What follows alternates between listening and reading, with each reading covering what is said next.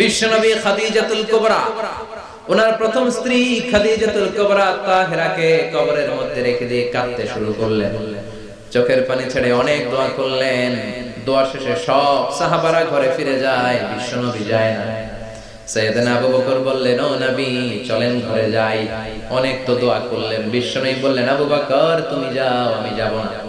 এইটা সাধারণ মহিলা না, এটা বিপদের দিনের সঙ্গিনী খাদিজা।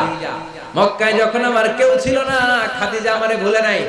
3 বছর কাফিররা আমাকে জেলখানায় বন্দী রেখেছিলাম, শিয়াবে আবি তালেবের জেলখানা।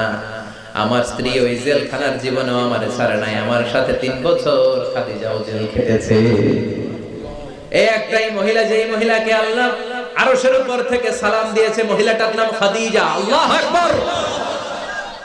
আমার সব সন্তান আল্লাহ খাদিজার পেট থেকে দিয়েছে।